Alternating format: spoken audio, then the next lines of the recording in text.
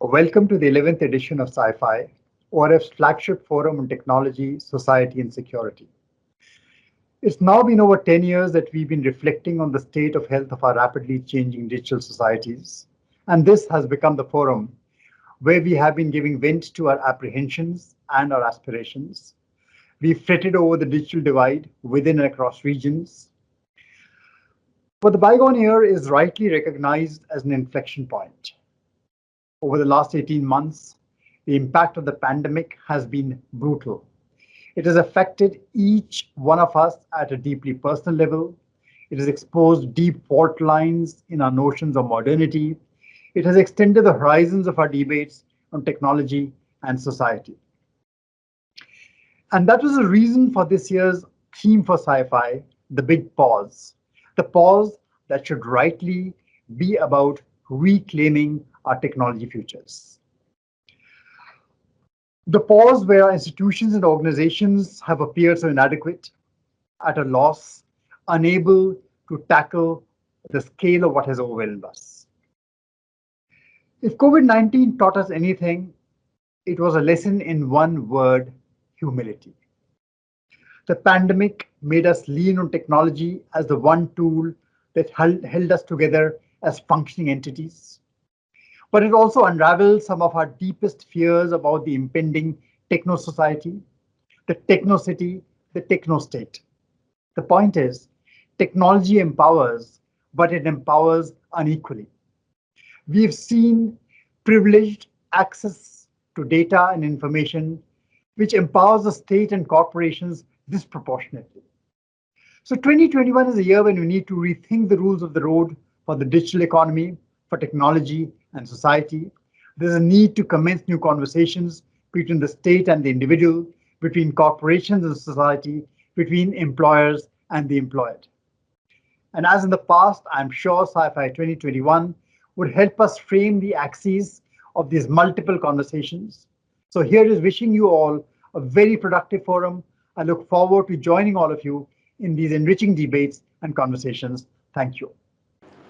As the pandemic has continued to cut through our lives, online spaces have become our livelihoods, our window to the world, and our mode of access to critical services.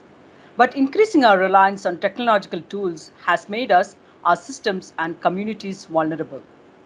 Cyber attacks on critical infrastructure, like the Colonial Pipeline attack, attacks on electricity grid, healthcare systems, massive data breaches, all of this have become rampant. Rise in traditional threats is also an issue, compounded by non-traditional technologies.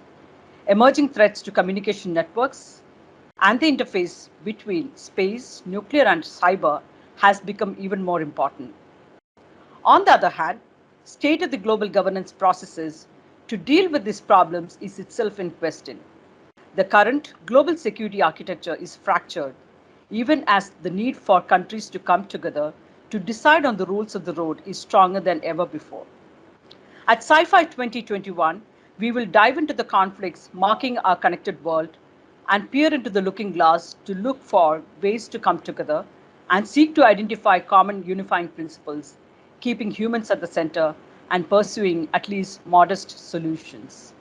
Good morning, everyone. My name is Trisha Ray, and I am the chair of CyFy 2021. And on behalf of Team CyFy and ORF, I welcome you all to CyFy 2021.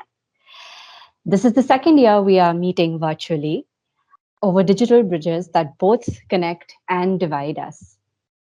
The scope and span of the conference is more ambitious this year, but it is also testament to the fact that technologies cannot be relegated to their own corner. They're part of our lives, whether we want them there or not.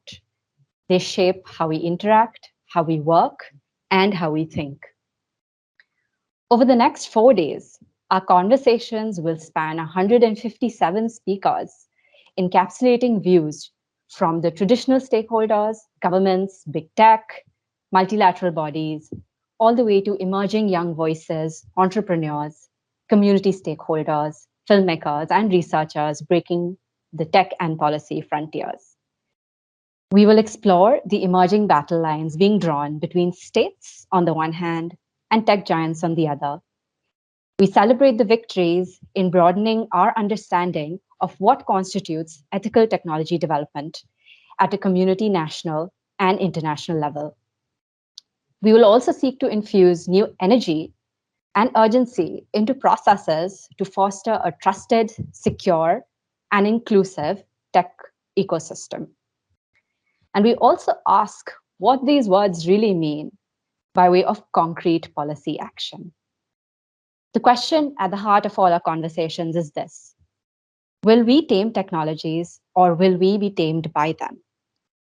So come be a part of the conversation, ask these tough questions using the hashtag CyFy2021. Welcome again.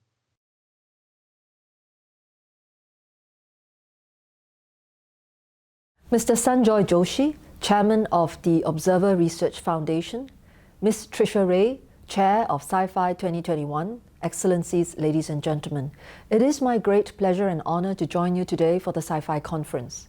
It is certainly timely for us to discuss the subject of trusted partnerships for a secure digital economy. We all recognize that trust is crucial both in the analog and digital worlds. Yet, recent findings from the 2021 Edelman Trust Barometer tell us that overall trust levels in key institutions such as governments, businesses, and the media remain low at 56%. Trust is an abstract concept. It may be helpful to unpack the various elements of trust. Why is trust important? Can we build trust, and how? Let me share my thoughts on this in the context of accelerating digital transformation. Steve Jobs once observed that technology is nothing. What's important is that you have faith in people and they're basically good and smart. And if you give them tools, they'll do wonderful things with them. We all hope he is right. But today, digital technologies are facing a trust deficit. Recent incidents such as the SolarWinds breach of 2020, the Colonial Pipeline attack in May this year, and the frequency of cybercrimes have given tech a bad name. In the same 2021 Edelman survey, trust in technology dropped 9 percentage points from a decade ago, from a high of 77% in 2012 to 68% in 2021. Concerns over the use of tech are understandable. It is important that we address them. This will enable us to fully utilize the true value of tech to secure economic and social progress. We can do so by doubling down on our investments in the currency of trust. Governments must invest in creating a trusted and inclusive digital environment for its citizens. Citizens must be able to trust how we use and manage tech, to trust that tech is used to better their lived experiences and provide better government services. This is increasingly a feature of the social contract between the state and individual. One of the ways to build trust in Singapore is through the provision of secure systems and trusted infrastructure. We have our national digital identity, SingPass. It provides a convenient and secure way for Singaporeans to access over 1,400 digital services by more than 340 public and private sector organizations. Users are prompted each time organizations request for personal information. More than 70% of Singapore residents are on it. Its tremendous popularity is testament to the trust that users have in the system. We also built trust in the balanced approach that we take on data protection. We recently amended our Personal Data Protection Act to ensure that personal data is not only used discriminately, but in ways that promote business innovation. Governments alone cannot bring about a trusted and inclusive digital environment.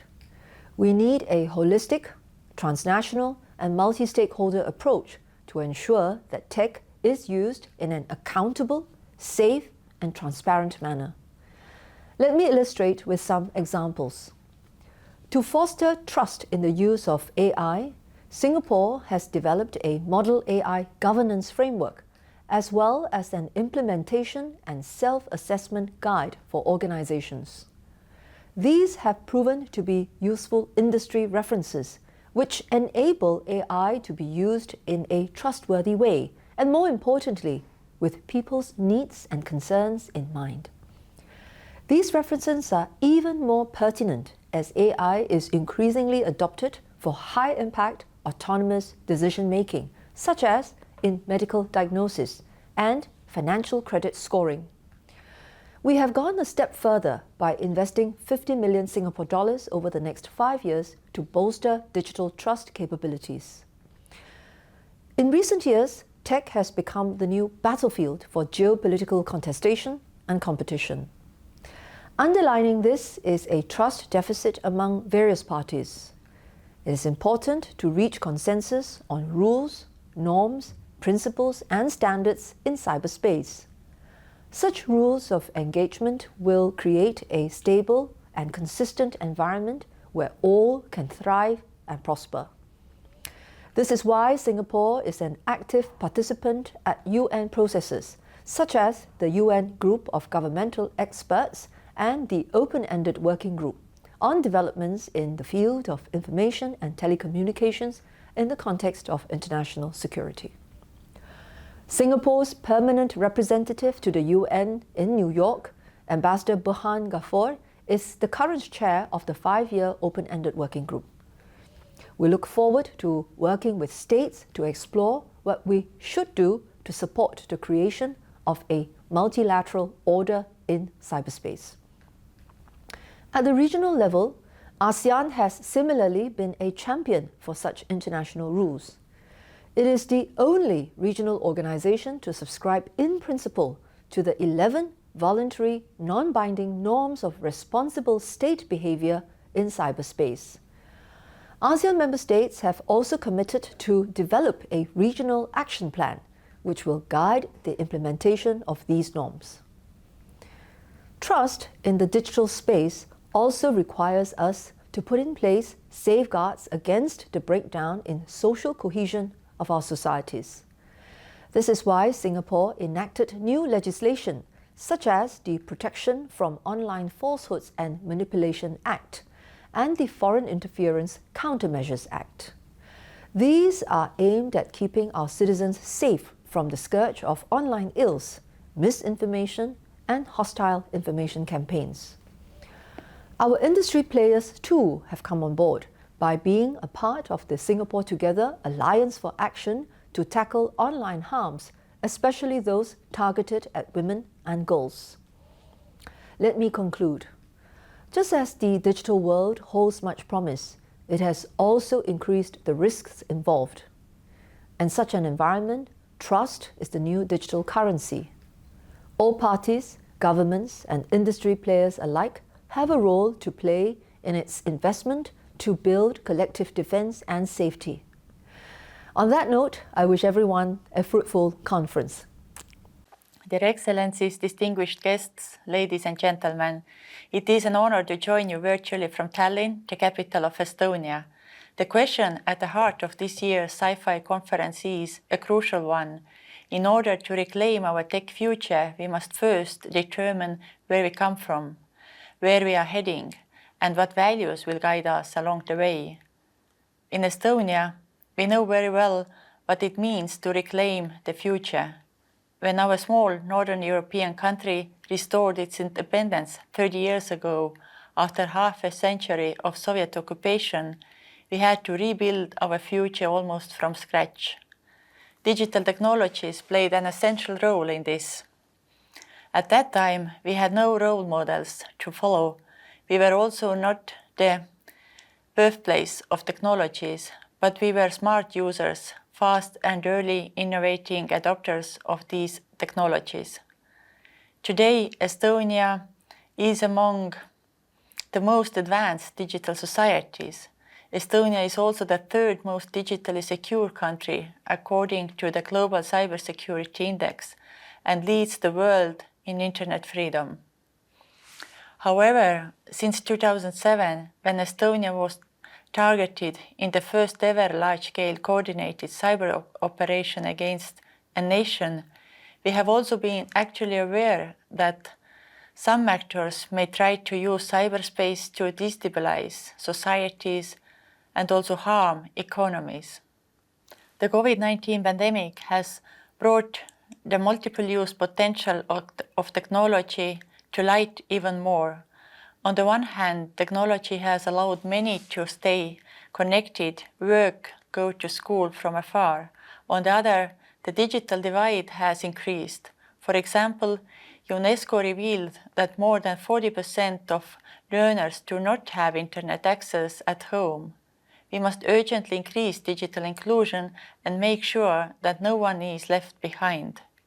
Digital divide also tend to mirror existing inequalities in societies. It is essential that we make an effort to bridge the gender gap in the use of digital technologies. In addition to the digital divide, we have seen a rise in harmful use of technology, from the massive spread of disinformation to increasingly sophisticated malicious cyber operations against critical infrastructure. For example, over the past year, a number of healthcare providers have been hit by ransomware attacks, targeting the healthcare sector already under extraordinary strain from the pandemic. This can pose a tangible threat. We must work together to catch the actors behind these activities and make them accountable. Ladies and gentlemen, the increasing use of digital platforms to spread disinformation and propaganda and manipulate facts can further trigger and amplify tensions and conflicts. These actions can cause major disruptions to electoral processes. Digital and emerging technologies have also become all too convenient tools to political repression. New technologies have introduced novel ways to unlawful and arbitrary surveillance, including through the use of facial recognition or other biometric technologies to manipulate and disrupt real or perceived internal threats. As a founding member of the Freedom Online Coalition, Estonia is deeply concerned about practices that seek to assert excessive control under the pretense of ensuring national security while disregarding international human rights law and the principles of an open, free, secure, and interoperable and reliable internet. This takes me to where we are headed. It is clear that we must not turn back the tide of digitalization, nor should we want to. The benefits of an open, free, and secure digital society continue to be numerous. For example, in Estonia, 99% of public services are online. To look up your health records, file your tax returns, or start businesses, you need an internet connection, a digital ID, and a couple of clicks. Our latest innovation is Bureaucrat, a solution that will allow citizens to get in touch with the state 24/7 and get solutions for their questions in one place. All of this would not have been possible if trust was not the foundation of our digital society. The future of our digital societies hinges on the values that we integrate with our digital architectures. Connectivity is integral in terms of digital transformation, geopolitics, and sustainable economic growth. Democracies need to improve their cooperation to respond to the global demand for digital infrastructure and offer value-based alternatives to infrastructure investments from malign actors.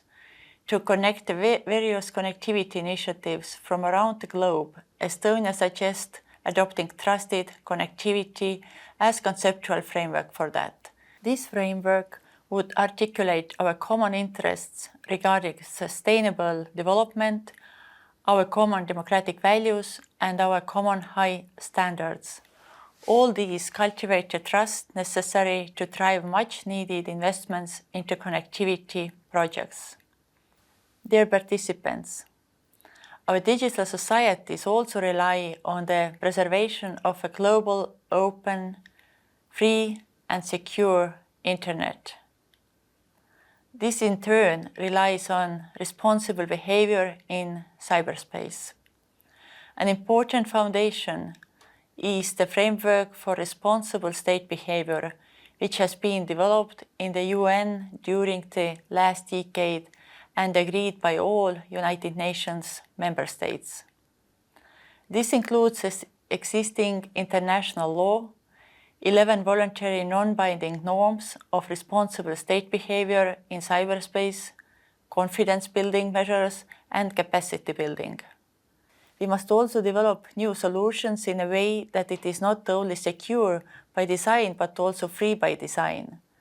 To achieve this, states and civil society should work with companies to ensure that emerging technologies would guarantee security, uphold fundamental rights and freedoms, as well as promote sustainable development in the digital realm. We need to remember that the cross-border use of technologies brings risks and opportunities which are increasingly influencing our economic and commercial development, social and educational politics, the functioning of democracy, and other aspects.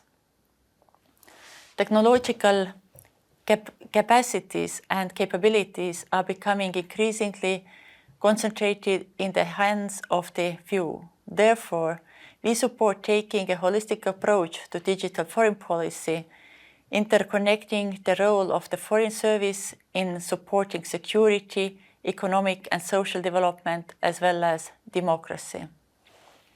Ladies and gentlemen, this is the journey Estonia has embarked upon as we seek to grow from a digital nation to an innovation nation. In order to keep our digital government innovation going, we believe in open innovation and partnerships. This is why we have launched the Digital Testbed framework, where startups and scale-ups can try out groundbreaking new ideas, prototypes, or whole new digital services in our world-leading digital government setting. It is yet further proof how we cannot wait for the future. We need to actively build it. Together with ITU, DIAL, and Germany, we are also working to develop GovStack to empower more governments to take ownership of their digital futures by building effective and cost-efficient government services. The ship to reclaim our tech future has not sailed. In order to steer in the better direction, we urgently need to increase responsibility in cyberspace. For this, we must take action to implement rules of responsible behavior in cyberspace, build transparent and trustworthy services that never lose sight of human rights, and help close the digital divide, and continue to innovate together. We need to strengthen our cooperation and make sure that technological innovations such as big data, AI, and the Internet of Things will be used for democratic and not for autocratic purposes. I wish you a successful conference full of ideas and different perspectives that will enrich our debates in the best possible way. Thank you very much for your attention.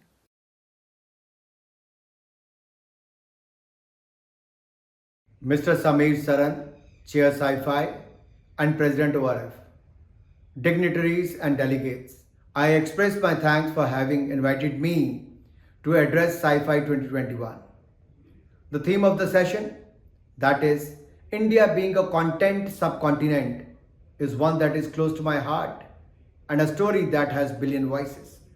And let me begin by saying that I'm glad we could all connect virtually.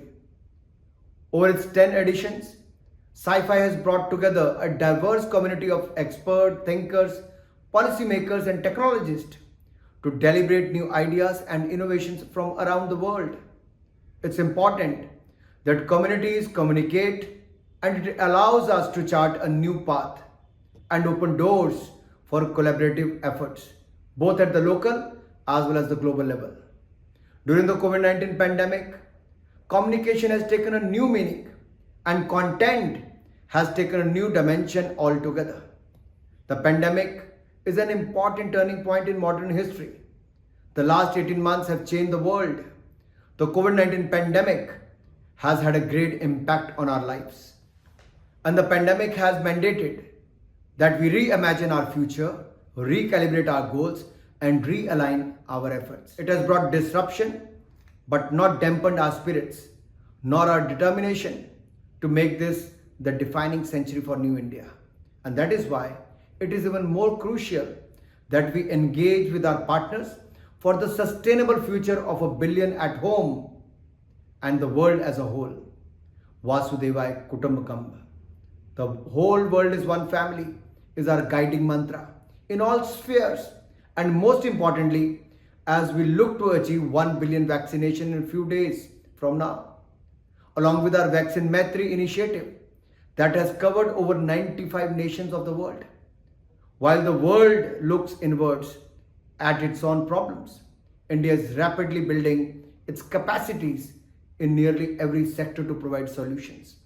Prime Minister Modi has provided a strategic vision for looking at numerous opportunities hidden in these challenges. Let me begin by talking about UPI Bheem clubbed with the Jam Trinity, Jan Dhan, Aadhaar and Mobile, which has created an unmatched robust digital infrastructure with last mile connectivity.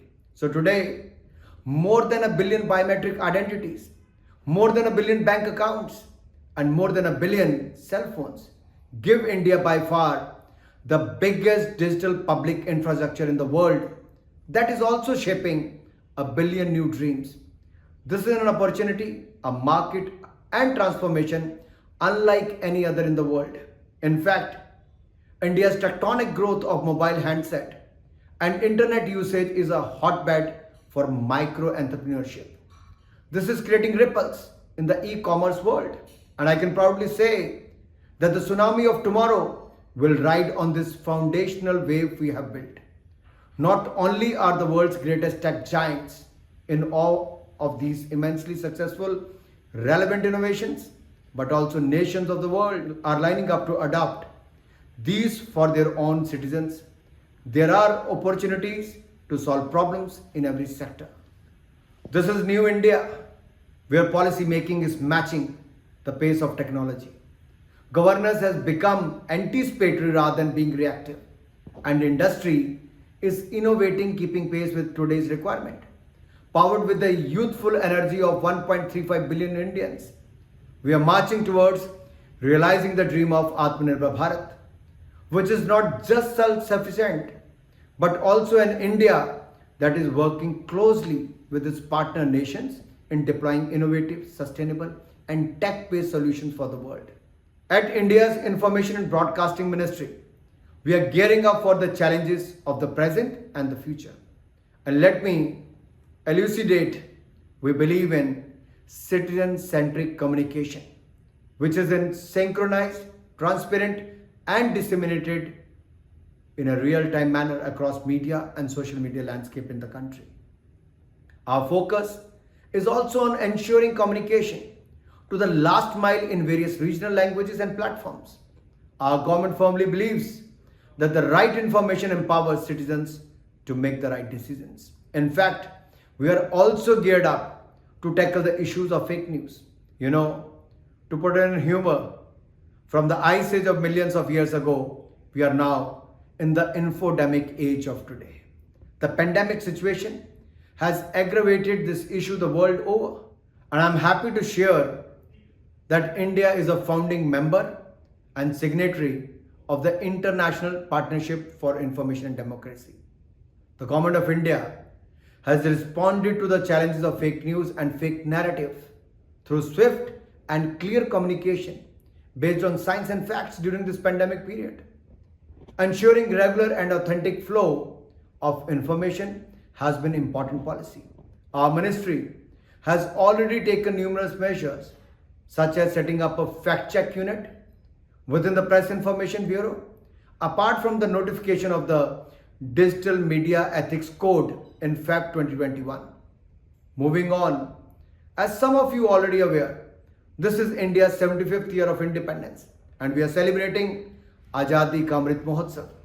We are showcasing not only our progress across sectors over the past 75 years, but also where India aims to be as we mark the 100th year of independence. This presents immense opportunities in content creation and dissemination at all levels, in all regional languages, domestically as well as globally. We are no longer the land of snake charmers. India is the land of laptops and billion-dollar unicorns. India is a marketplace that every global brand wishes to enter. We are a young, growing skilled workforce, and we are a democratic nation driven by the aspiration of 1 billion, and with that comes the demand. India's marketplace is both offline and online.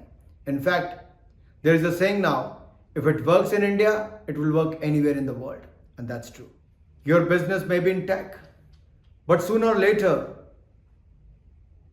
tech will enter and disrupt your business. So India offers diversity in every way you can imagine, to test and try your products, services, and ample content of every kind. And this is the India story. And the story of India is one that is read and seen around the world, on platform and languages people prefer, at the time and place of their choosing, thanks to the various OTT players and online platforms. The COVID-19 pandemic has accelerated and allowed people to travel, explore, and understand the world even more from the leisure of their own living rooms and on the go. This is a great time for content creation. From mobile films to music to shows, there is no looking back. And India, being the largest producer of feature films across the world, has been a global leader in the traditional creative sector. India also has the second largest paying TV market in the world in terms of subscribers and growing at the rate of 7.5% year-on-year basis. Our ministry is supporting the generation of creating content to facilitate ease of doing business, building capacity through skill development and creating last mile market. Whether it's through the National Film Development Corporation or production of documentaries through the film division, and through promotion of the creative content through participation in international film festivals or international festivals abroad such as Berlin, Cannes, Venice, Toronto International Film Festival. A few weeks from now, I'm extending an early invitation to all of you. The International Film Festival of India kicks off in Goa with a segment of BRICS Film Festival. And let me give you a heads up. IFFI this year will be hybrid, and there will be new aspects and opportunities that will interest you, both from a content as well as a commerce perspective.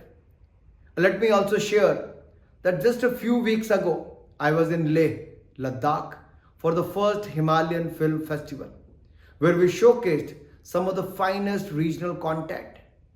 Regional cinema is both popular and growing. And in fact, film festivals are also organized in Sikkim, Manipur, Karnataka, Kerala, Dharamshala, etc. Let me put it in this way. India is a land of storytellers, and our tales have captured the imagination of the world. India's wide variety of stories rightly makes us the content subcontinent. And we aim to be the world's post-production hub in the times ahead. We are already doing world-class post-production for films from around the world. Some of your favorite films were produced here. Further, the film entertainment industry has a huge employment opportunity, and we are leapfrogging into a digital era of content, filmmaking, and not to forget film archiving for the future generations. Today, so many of those engaged in filmmaking are young, and they are a powerhouse for fresh content and new narratives. We have also taken a lot of steps to support, connect, and promote this aspect. We also promote exchange of content with other countries through audio-video co-production agreements. In fact, 100% FDI is allowed in the film sector. The government has also increased the FDI limit in cable and DTH satellite platforms from 74% to 100%. Further, our film training institutes such as FTII and as SRFTI run regular as well as short-term courses for skill upgradation in films and TV sector. There are opportunities to collaborate as we enter the age of animation, graphics, and extensive visual effects. In fact, These are some emerging areas: OTT, animation, VFX, gaming, and comics, or in short, AVGC. India is currently the world's fastest growing OTT streaming market and is likely to grow at an estimated CAGR of 28.6% over the next 4 years. We are already developing an animation, visual effects, gaming, comic center of excellence in Mumbai. Again, there is a huge opportunity here. Moving on, a burning question on everyone's mind is, as a filmmaker or producer looking to shoot or produce in India, what are the facilities that can help them? We have set up the Film Facilitation Office to ease filming in the country and position India as the preferred destination for filmmakers across the world. The FFO is a single window facilitation mechanism for film permissions for both international and domestic filmmakers. All relevant film information is available, including guidelines for filming at airports, railway, aerial filming, etc. There is also a separate category of visa for filmmakers. India allowing multiple entry facility to simplify entry of international filmmakers, cast and crew to India. In fact, pre-COVID, 11 production from US sought permission to film in India. Some of the notable US projects that filmed in India in the last few years were Tenant, White Tiger, The Bear, Extraction, Skater Girl, etc. In fact, the media and entertainment sector builds on 3 unique propositions India offers: abundant and competent labor, ever-growing consumption expenditure, and a diverse culture and linguistic heritage. Where else in the world do you have these powered by the extensive footprint of mobile, internet, and digitalization? Think about it. And before I end, let me emphasize that India is the second most digitally connected country, accounting for 13% of the global internet user base. It is hotbed of cultural diversity, with over hundreds of dialects and languages, and a variety of dance forms, music and art. India's media and entertainment ecosystem is a sunrise sector expected to generate 4 trillion Indian rupees annually by 2025. With this unique combination of connectivity, culture and commerce, India is poised to serve as the epic center of the post-transatlantic culture consensus. Truly is a content subcontinent for the world. India is open for business and is fueling the next big idea. India is open for collaboration in content creation and production. And India is innovating in its villages and urban workstations. Today, there is a paradigm shift in how government functions and responds. Under Prime Minister Modi's leadership, we are excited about the future because we are ideating, innovating, and implementing in the present, unlike before. Today, the India story is being written and defined by the Indians. With these words, I would like to end. Thank you to the Observer Research Foundation for having invited me. Thank you, Sameerji. Jai Hind, Jai Bharat.